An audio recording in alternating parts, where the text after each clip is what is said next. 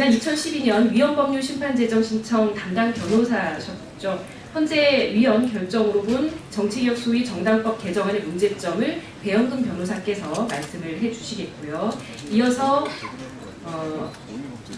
녹색당 김주원 공동운영위원장과 우인철 우리미래 서울시장 예비후보께서 규탄의 발언을 이어주시겠습니다. 마지막으로 이가병 노동당 대표와 손솔 민중당 공동대표의 기자회견문 낭독으로 이어지겠습니다. 예, 배영근 변호사라고 합니다. 저는 여기 나와 있는 정당의 어느 당도 당원이 아니고 물론 기성정당의 당원도 아닙니다. 그렇지만 제가 2014년 헌재의 정당 등록 취소 규정에 대해서 위헌 규정을 받기 위해서 소송을 했던 것은 그 규정이 예전부터 위헌성이 명백했다라고 판단을 했고 지금도 마찬가지로 지금 논의되고 있는 규정도 여전히 위헌성이 강하다라고 판단을 했기 때문에 이 자리에 서게 되었습니다. 간단하게 두 가지 말씀드리겠습니다. 헌재 결정 중에 당시 2014년 헌재에서 위헌 결정했던 규정에 보면 판시 내용 중에 보면 단 한 번의 국회의원 선거에서 의석을 얻지 못하고 일정 수준의 득표를 얻지 못했다는 이유로 정당 등록을 취소하는 것은 위헌이다 라고 판시를 했는데 여기서 단 한 번의 선거에서라는 이유로 취소하는 것이 위헌이다. 그렇다면 두 번이면 괜찮은 거냐 라는 것이 이 헌재 결정의 취지가 아니라는 것입니다. 두 가지, 그 이유를 두 가지로 말씀드리도록 하겠습니다. 헌재 판시에 보면 그 규정, 정당 등록 취소하는 규정 외에도 정당 자격이 없는 정당을 취소할 수 있는 규정이 충분히 있다. 두 가지가 법정 시도당 수와 시도당별 법정 당원수 요건을 충족하지 못하는 경우에는 정당 등록을 취소할 수 있다. 또 국회의원 선거나 지방의회의원 선거에 참여를 하지 않는 경우에는 정당 등록을 취소할 수 있다라는 규정이 있고 이런 규정을 통해서 충분하게 정당 자격이 없는 정당을 배제할 수 있는 것이다 라는 것입니다. 그 다음에 다른 한 가지는 외국에 이런 사례가 없다는 것입니다.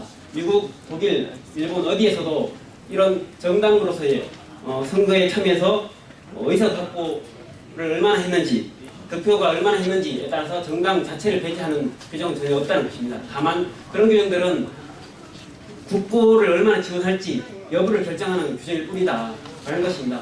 헌재에서 이렇게 판시를 했기 때문에 여전히 국회 정치개혁 소위에서 논의하고 있는 규정, 그런 위헌성이 강하다라고 할 것입니다.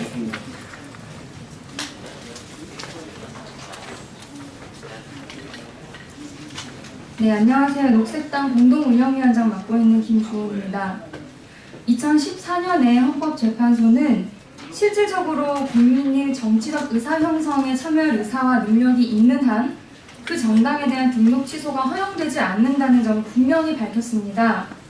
한국은 이미 다른 나라와 비교했을 때 정당법상 등록 기준이 터무니없이 높습니다.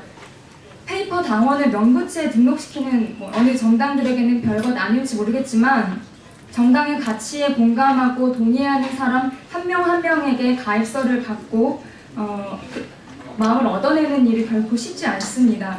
또 지역 인구와 상관없이 1000명 이상씩 5개씩 광역 시도당이 창당해야 되고 또 중앙당은 반드시 수도에 위치해야 합니다.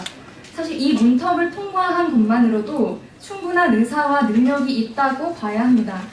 정치개혁, 특히 이름에 맞으려면 정당 등록 취소 요건이 아니라 정당 설립 요건을 완화하고 비례대표제를 강화하여 다양한 정치 세력들이 참여할 수 있도록 하는 방안을 논의했어야 합니다. 한국 사회 시민들에게 사실 어느 정당의 당원이 된다는 것은 여전히 어렵습니다. 하지만 민주주의를 일상에 뿌리내리기 위해서 이제는 달라져야 합니다. 보다 많은 시민들이 정치 혐오를 걷어내고 정당의 당원이 될 때 우리 사회 민주주의의 수준이 높아질 것이라고 생각합니다. 그러므로 원내 기득권 정당들은 정당 활동의 자유를 확대하고 다양한 시민들이 자신을 잘 대표할 수 있는 정당에 참여할 수 있도록 참정권을 보장하기 위해 힘쓰시기 바랍니다. 계속해서 높은 장벽만을 만들고 다양한 목소리들의 정치적 등장을 막는다면 여야를 불문하고 적폐청산의 대상이 될 수밖에 없습니다. 3월 15일 소위에서 자유한국당 황영철 의원이 이렇게 말했죠. 유의미하지 않은 정당이 존속해 합리적인 정당 활동을 해치는 경우가 있어 이런 조항을 둔 것이다. 자유한국당 의원께서 하실 말씀이 결코 아니죠. 녹색당도 그리고 오늘 모인 유의미한 정당들과 함께 앞으로의 논의 내용, 발언 하나하나 지켜보도록 하겠습니다. 특위위원들이 양심적이고 책임 있는 논의를 해주시기를 바랍니다. 감사합니다.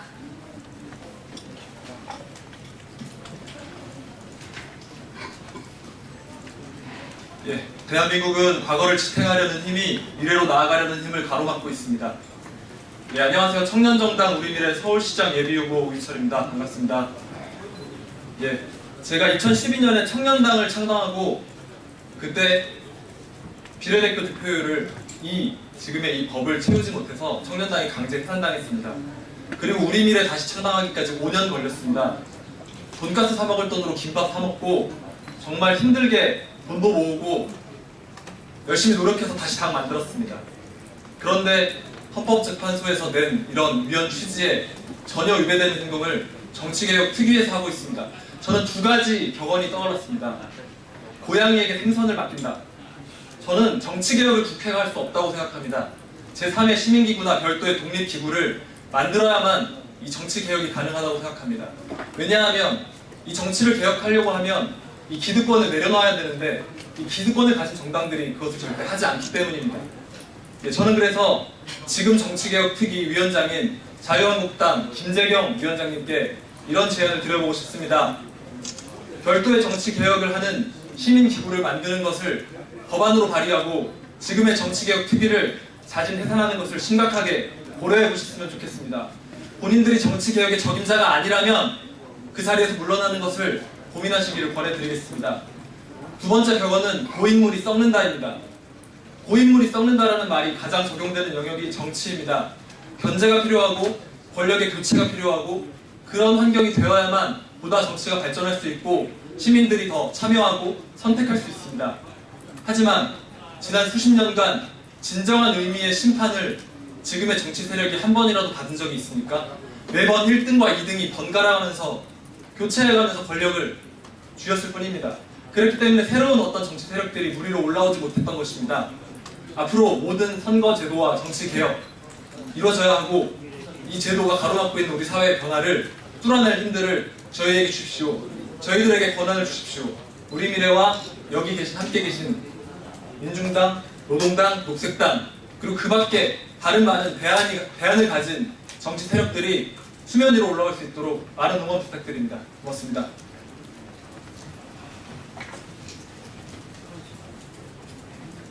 네, 반갑습니다. 노동당 대표 이가정입니다. 정치해야 될 사람들이 정해지는 것 같습니다. 기자회견문 낭독하기 전에 한 말씀 먼저 드리면 지금의 국회는 기득권을 내려놓기 위해서 고민해야 될 국회라고 생각합니다.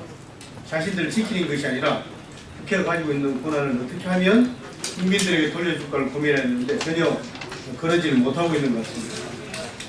예를 들어 지금 있는 국회의원들이 아닌 어느 정당에서 16개 강력 시도에 시도지사가 당선되면 당을 줄 수 없습니까? 국회의원을 줄 수 있는 정당으로 만들자는 그런 잘못된 관행들 이제는 깨져야 하는 생각에 우리 오늘 4개 정당이 모여서 논의하고 있습니다. 기자회견문 낭독하겠습니다. 지난 3월 15일 국회 헌법 개정 및